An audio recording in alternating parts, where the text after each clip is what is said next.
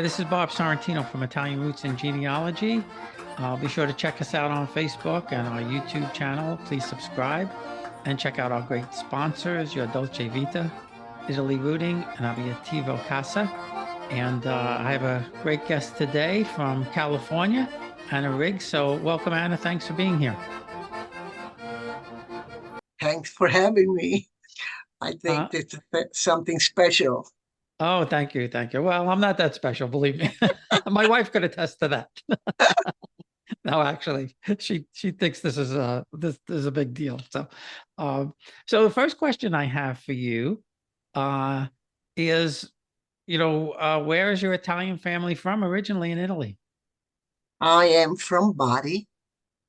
Me too. Oh, what part of Bari? Torito. Okay, I'm from Ceglie Del Campo.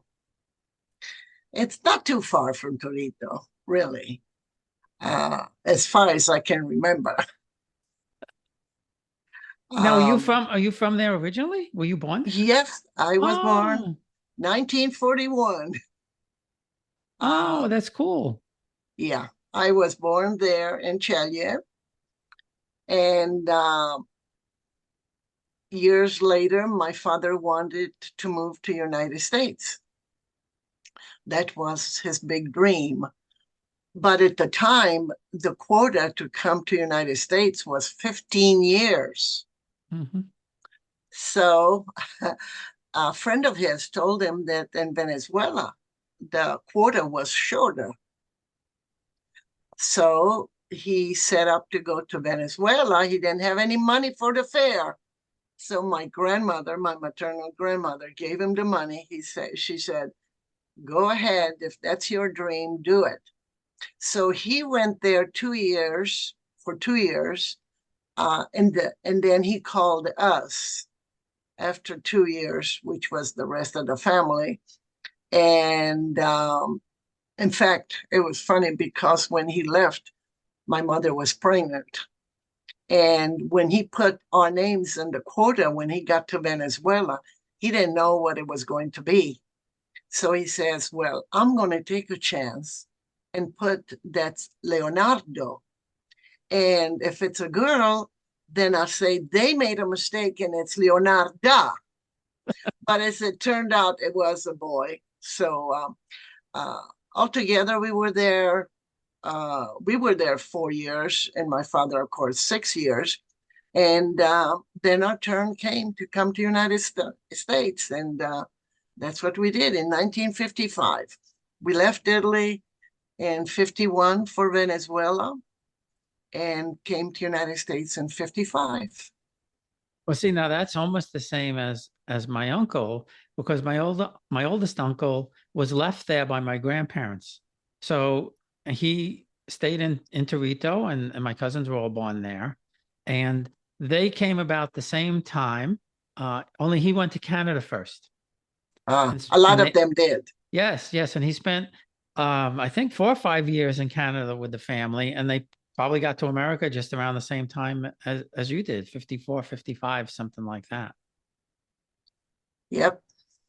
So you were about 10 when you went to Venezuela then, yeah?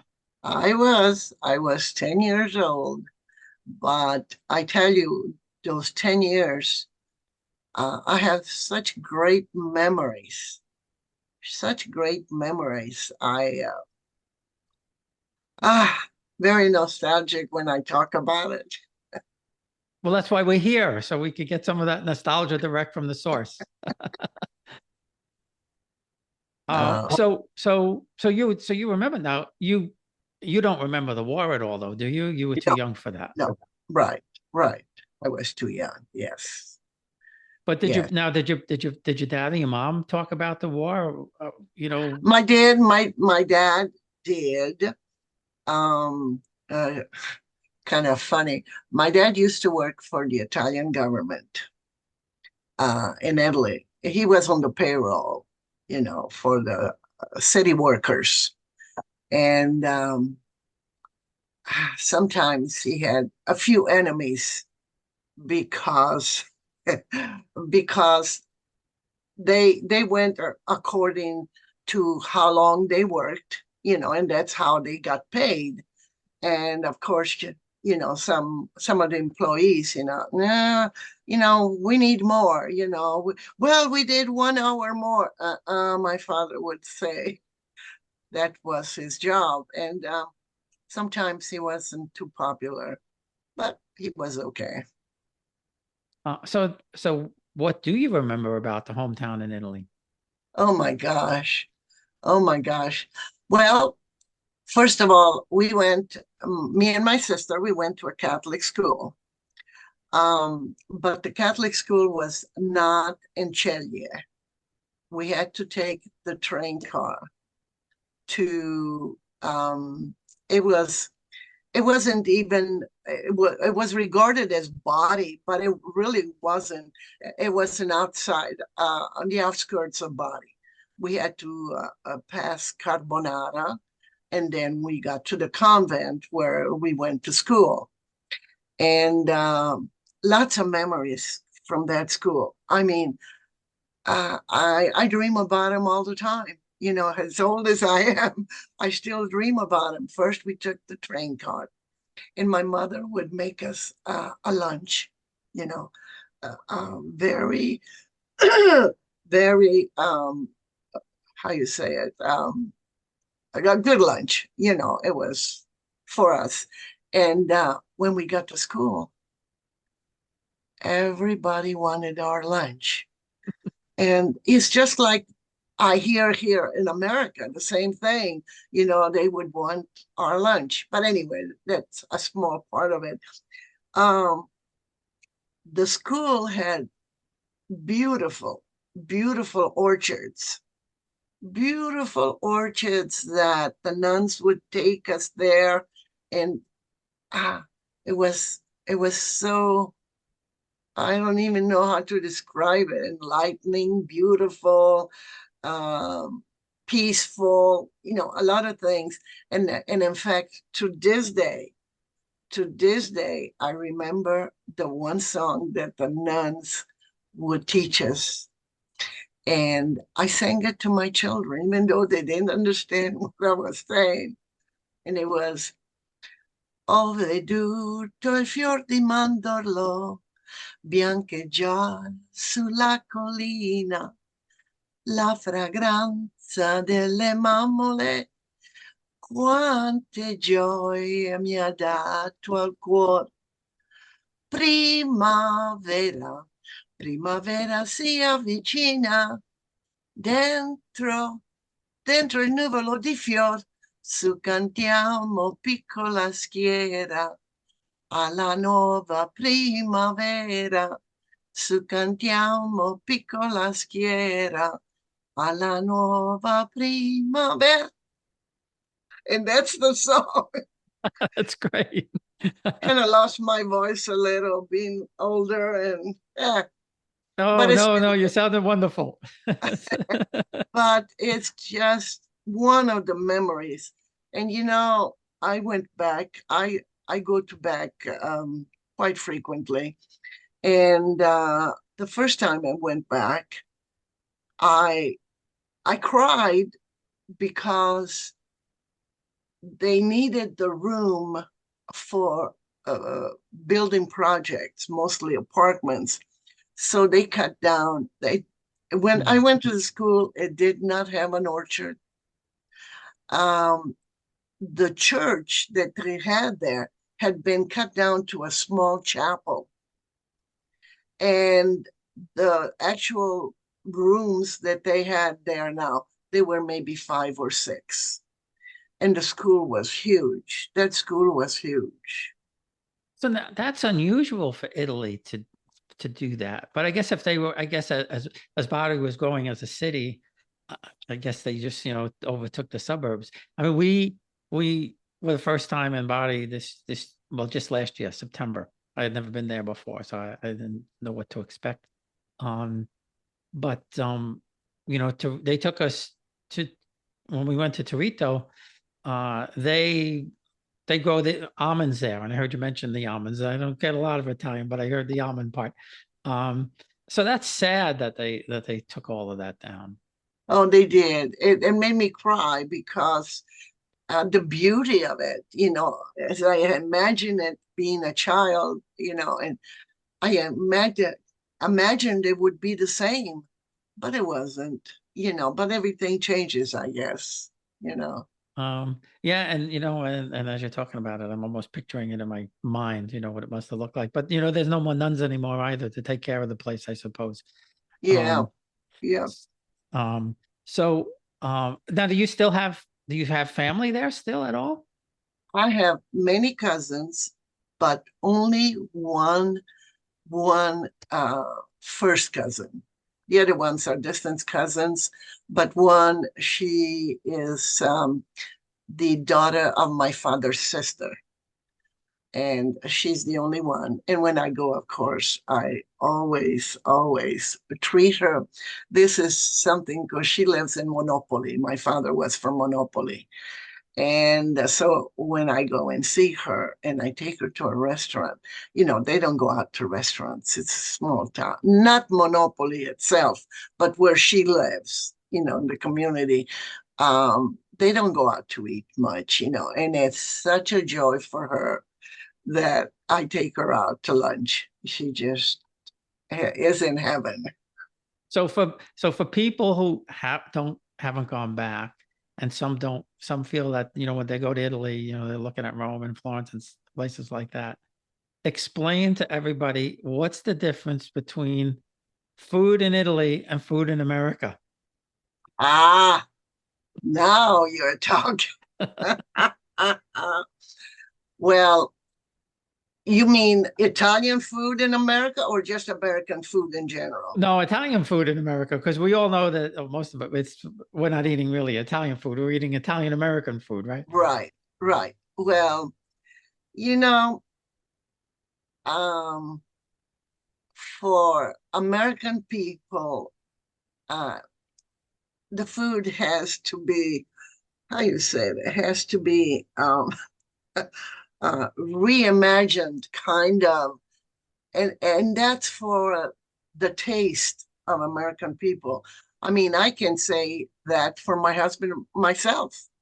Um, it They have different palates, different tastes, and so the American people, um, like for example, I have a friend that has an Italian deli, right? And she makes her sauce that she puts sugar and carrots. If my grandmother had ever heard of that, she would die, just die. Sugar, carrots, what in the heck is that?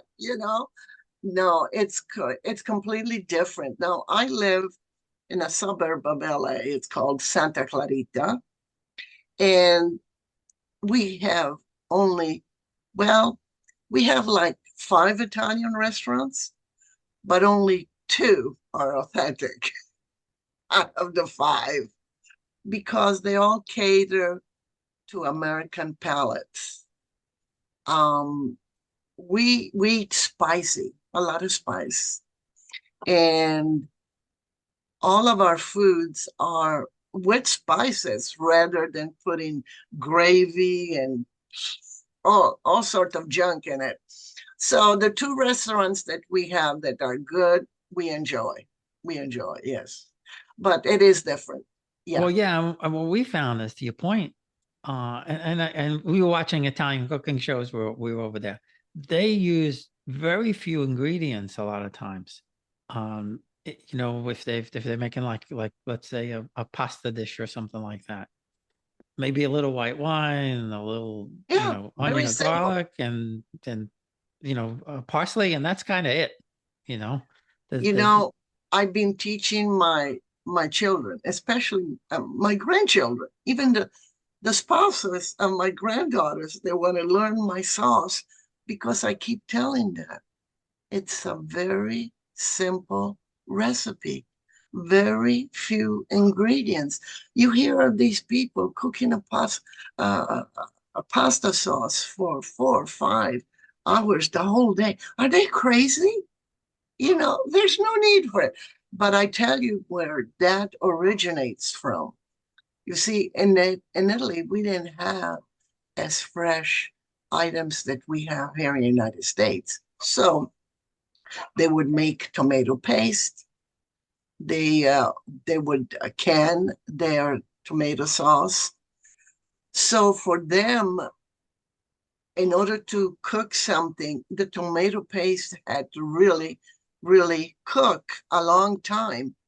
And that's where they brought it back to United States, which now you don't have to. In fact, I don't think I ever used tomato paste. There's no need for it. If you just use crushed tomatoes, a few ingredients, the sauce is perfect. We'll be right back.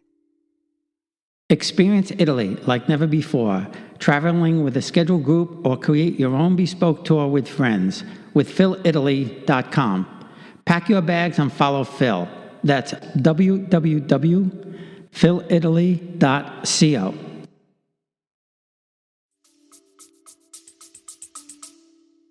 But Well, and it's interesting you say that because where we did find something similar to what we have here was in Naples. The Naples ragu with the meat sauce and all of that was they cook it for 8 hours. I mean, it's cooking all day, and they have the meat in it. But my father's mom, she was from Naples, and I got her recipe from my cousin, and it was very few ingredients. But what was interesting about it is she didn't put carrots in it, but she put celery in it. Yeah.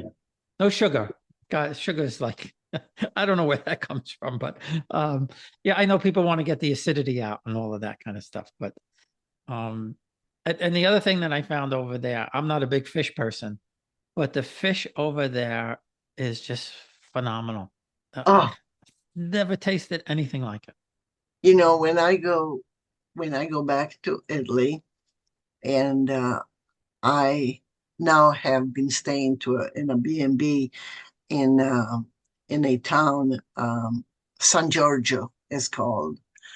Um, and let me tell you, there's a whole row of fish markets, and every day, fresh fish, raw, cooked, baked, whatever. I love fish, love it. And they they don't need refrigeration or anything because everything's gone by the end of the day, right? Exactly. They shop every day. Every day they shop. Of course, we're spoiled here. We don't have to shop every day, but fish, you almost, I don't buy fish days ahead, whenever I want it here, I just go and buy it fresh. So now when you're over there now, did your parents speak dialect? I'm assuming they did when they Oh, spoke to you in yes, Italian, right? yes. So, yeah, so my friends, especially one of my friends, she says, well, because I speak Spanish, I speak Italian, I speak English, I know some Latin. And then she says to me, she reminds me, she says, well, how about your dialect? I said, oh, yeah, I keep forgetting about it because my father, well, that's another long story. My father was educated by, he had a friend. Oh, his father was in the service, in the army, and he had a good friend, and this good friend became, I'm going to say it in Italian, it's the only way, il presidente del tribunale a Venezia. Big shot, big shot. So, being that they were friends, my grandfather had him promise that he would educate his children. And that's exactly what he did. Um, my father went to private schools when we were of age, me and my sister. We went to private schools in Ravenna. We traveled to Ravenna. So, so we traveled to Ravenna. Of course, we only knew dialect. Okay. So the first few days of school were kind of cruel, you know. We didn't know the Italian language, we only knew dialect. So we were there 1 year and we learned it very, very good. So on the way back to Italy, to Ceglie, my father on the train said to us, if you utter one word of dialect, I will beat you blue. Oh my God. He said, no, we can't do that. And then he turned to my mother. He says, and if you allow them to speak dialect, you will get it too. So when we got to our hometown, our schoolmates didn't understand what we were saying. So we would make fun of it. They would make fun of us and they would say, Anna, well, my nickname is Nina, but anyway, they would say, Nina speaks, Nina parla un utian, because Italiano to them sounded like utian was the clay pot that you ate in. Tian, it's dialect. And so, and they couldn't say Italiano. So they would say, Nina parla un utian. So they couldn't understand us. We could understand them, obviously, but they couldn't understand. And it was pretty hard for a year, you know, because we had to teach them, what we would, our Italian that we were speaking. They didn't know it. So, yeah, I could speak my dialect if I want to, but of course, since my father imposed that rule, but my father would speak Italian to me, and my mother would speak dialect. And my grandmother obviously would speak dialect too. So, yeah, I know the Barese dialect. And let me tell you, I have a video of a young girl trying to learn the Barese dialect, and this guy trying to teach her. It is really hysterical. It's just. Oh, I'd love to see that. I'd love to see that. Yeah, and the reason I asked is because we spent most of the time on my mother's mom, and I always thought they were speaking Italian. Yeah, of but course. They weren't. They were speaking Barese. What did I know Yeah, at 7, 8, yeah. 9 years old, right? Exactly. It was only later that I found out that they were speaking Barese and not true, not Italian per se.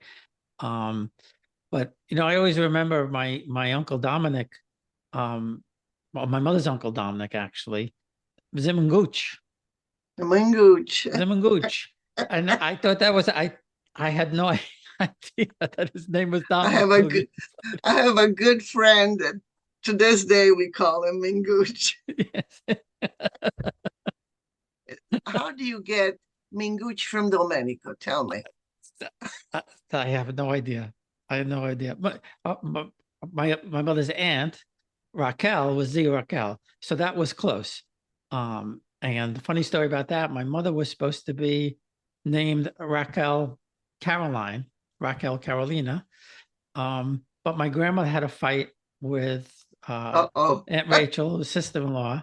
So Raquel was still in there, but it came Caroline Rachel instead of Rachel Caroline. She still had the middle name, but the first name changed.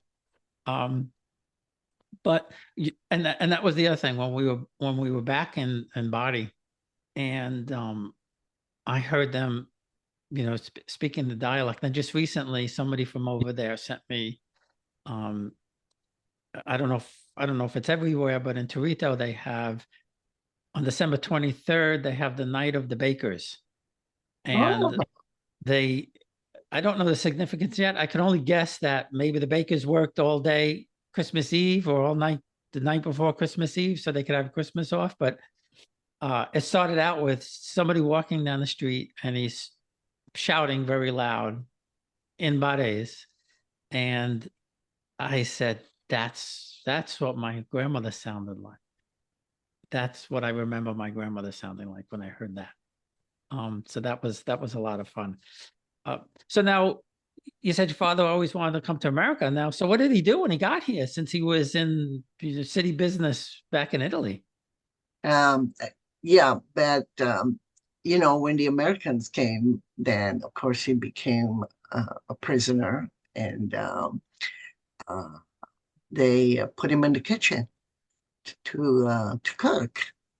And in fact, he was so good that, you know, he was a very, how you say it, easygoing, you know, a nice guy. So they sent him home at night instead of being in the prison because because by then, you know, he had two girls, you know, and a wife. So anyway, so he learned how to cook there. So when he came here, um, first I'll never forget it. He worked in a factory where they slaughtered chickens, you know, and packaged them and so on. He didn't stay there long.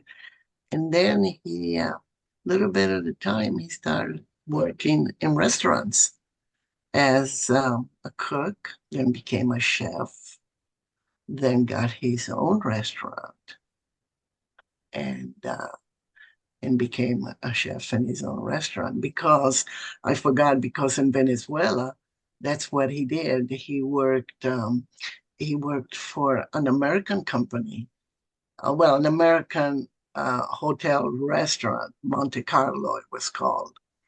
And he worked there as a cook. So he had the experience. And then, of course, from Italy, Venezuela, when he came here, you know, he was good to be a cook, a chef, actually. I have a picture here somewhere around here of him with the chef hat, you know. He was good. He was good. And that's what he did until he, you know, until he couldn't work anymore. That's what he did. And that's funny. My uncle, he guarded Italian prisoners in Africa when he was in the war, and he used to go eat with the Italian prisoners because they were getting spaghetti to eat, and the Americans were getting stuff in cans. So he used to go cook with the Italians and eat with them. Yeah, yeah. Well, So, that's a neat story. Yeah, that's really, really great. oh And that was yeah. now you went direct to California or Yes, we came directly to California. Never forget it, because we had an aunt here, and she lived in not too far from Santa Clarita. It's called Pacoima. And at that time, this little town, Pacoima, was really, really nice. You know, now you don't want to enter it, but at that time it was really nice. So we stayed with her for about a month, and then we rented a duplex in Burbank, not too far from here either, and then we stayed there for about a year, and then we bought a house in LA. And no sooner after that, my mom and dad got divorced. He he went to school at nighttime to learn English, and there was someone else. There was a woman from Colombia that was also learning English and also looking for a husband. And so there, you know, that was it. So I became the oldest of the family. I had to go to work. so But, how old were you when that happened? well, between 15 and 16. But what I did do is I did go to school the full day, and uh, and then went to work during the night. I worked, in fact, they got a special permit for me because I was so young. I worked for a bank. Uh, I was a check processor. I would go to school about 7:10 in the morning, get out of school about 3 o'clock in the afternoon. I would drive to LA, 4th and Main, I'll never forget it. Got there at 4 o'clock and worked until midnight. Wow. And then went home, had to do my homework, get up and go to school at 7:10 again. Yeah, now they don't So, want to work 3 hours a night. That's too much. but with my mom being by herself, and she had a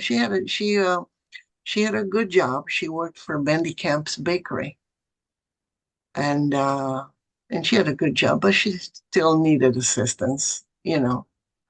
And of course, I gave her my paycheck. She gave me $5 a week for spending money, and uh, but she was able to build on her house, make it better. So it helped. It helped. Sure. What bank did you work for?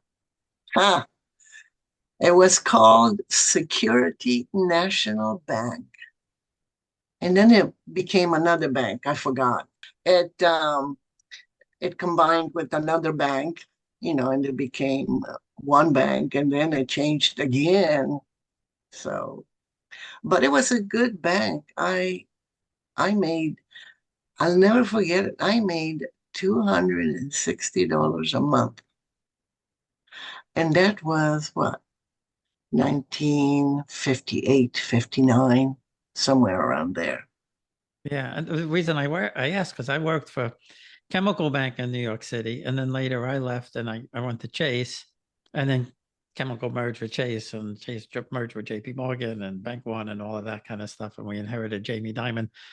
But yeah, I started there in 1972, and I made $115 a week. And I took a cut and pay, big cut and pay, because before that I was loading trucks for Pepsi Cola, and I was making $200 a week in 1971. That was like I was like a millionaire. Yeah, of course. Of course. Yeah, yeah. We thought it was a lot of money. Yeah, definitely. Well, yeah, when you think about how cheap everything was Sure. back then. So I Sure, guess it's sure. all relative, but Exactly. nothing like today. Exactly. My parents, when they bought their house in Queens, it was $15,500 in 1953. Yeah. And Well, the house that I mean that we bought, what was it? It was like $2,000 when my mother wow. bought the house. Yeah. And then I remember selling it. A lot more. Especially in California, I'm sure. And now Well, who knows what it's worth now? well, like us here, we bought our house brand new in Santa Clarita, and we paid 260,000, and now they're selling, about 1.2, $1.3 million. I can't believe it. It's just mind-boggling. I know it is. It is. So now I want to, because I know you're a member of the Italian Catholic Club in Santa Clarita. So what do you guys do there? Well, we actually did a little bit of everything. Um, we are going to fold because there's a lot of Italians in Santa Clarita, believe it or not, a big percentage, but they are not, their heart is not in Italy. And as hard as we tried, we would have monthly meeting with dinners, cooked, especially, from body. And we would cook beautiful dinner, and a lot of times we'd have entertainment. We'd have Christmas party. In fact, we'd have La Befana. We would do La Befana on the 6th January. We'd do the St. Joseph's table, which nobody does here in Santa Clarita. Now they're not going to have it anymore because we're folding. But we did Italian lessons. I had classes that I would do. We would play bingo. We'd go to the casinos. We did a lot. But it just wasn't enough. People are just not interested. They want to be part of the American culture. And it saddens me that they don't have that much pride in being Italian. I know, isn't that sad? And that's why I do some of this. And in fact, I just applied today to the Italian club here. I was never a member of an Italian club. My brother's older than me. He just joined one in Florida. And I said to my wife, I said, they have a Monday dinner for $10 and they go on trips and they have the fair and they're pretty vibrant, these guys. And they have a pretty good membership, and it's less than a couple of miles from me. It's right down the road, basically. But that's why I do this, because I fear, we're losing our identity. The generations after us, they're not connected to Italy. They're not connected. Exactly. We're losing our identity. I belong to a group of Italians in LA, in Los Angeles.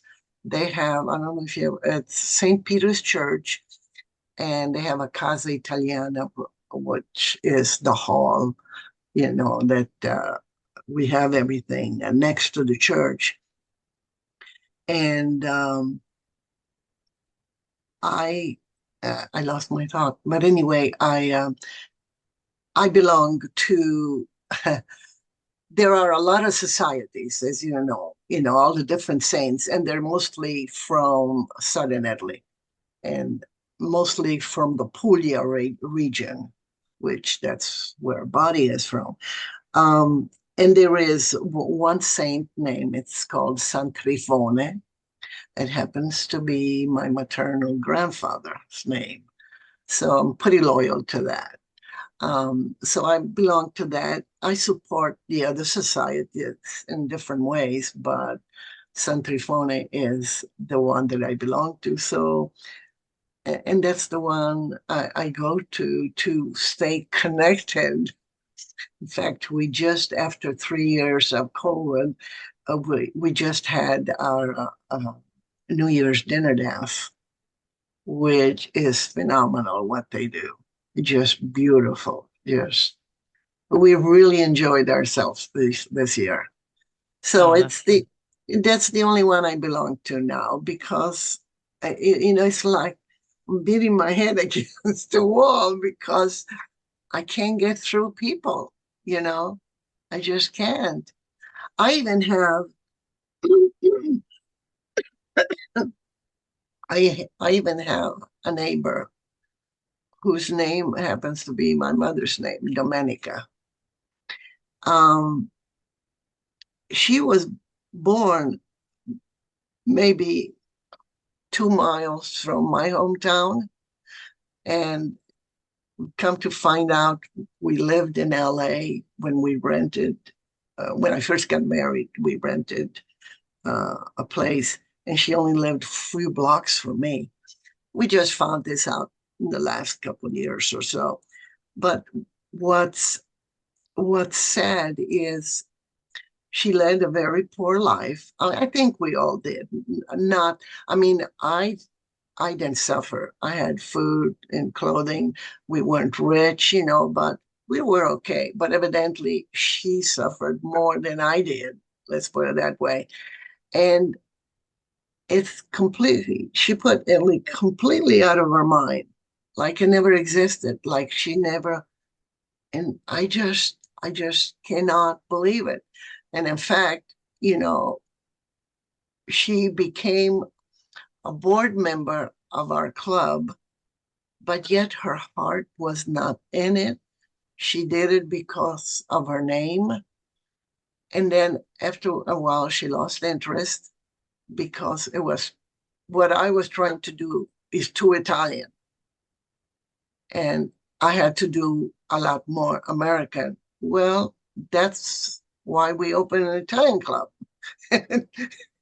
You know, Oh, exactly. yeah. So she lost interest, you know, she's too much Italian. No, not for me. And but that's one example. I mean, she was even born there. You would think she would be more interested, you know, but it's no different than other Italians that have Italian surnames, and some of them were even born in Italy that I know that live here in Santa Clarita and don't care to do anything about it. Just Yeah, that's interesting. This place over here they have indoor bocce courts, so oh you can't beat that. well, there is a place in LA, another Italian club I don't belong to because anyway, I don't belong to it. They have bocce place there that they play. Yeah, yeah. But those are the only two. That one and the Casa Italiana are the only two. At first, I didn't think I was going to join because it's called the Garibaldina Club, and it's been known to be mostly elder people, you know, really, really older people. But now I'm thinking, you know, at 82, I think I'm becoming I'm one of them too. So you never know. Never say never. So Well, I keep telling my wife that she's elderly, not me. That she's younger than she's younger. She's like 5, 6 years younger than me, something like that. So, but that's our little thing. yeah. Well, Anna, this has been a lot of fun. I really appreciate it, and I love talking about this stuff. And you know, I circulate this stuff for the same reason that you want to keep the clubs alive, is to get the young people interested and make them recognize our heritage, or want to Right, know our heritage. right. And it's such a rich heritage. It's got so much to offer, you know, and all the famous people that came from Italy, you know, it's just you know, you can do only so much. Well, yeah, and you know, my friend Frank DiPiero does a little thing, the Italian American moment, and he highlights, you know, just regular common day, you know, Italian Americans, and you know, he just recently did a piece on I don't recall his name now. You probably know, the man who built the Watts Towers. And Oh I had no yes. idea. Oh I had no yes, it's idea he here was in an Italian LA. American. I had no Yes, idea. Yeah. yes. How And about the do you know he was on the cover of Sergeant Pepper's? no, that I Yes, don't know. yes, he's on the cover of Sergeant Pepper's. There's also a famous Italian place called the Forestiere Gardens, and that's quite unique. It's in Fresno. It's a Sicilian man that built an underground living quarters all by himself. It is the most fascinating thing. You wouldn't believe it. No air conditioning, no heating, all clay, made out of clay and stone. And yet it's just amazing what this guy did.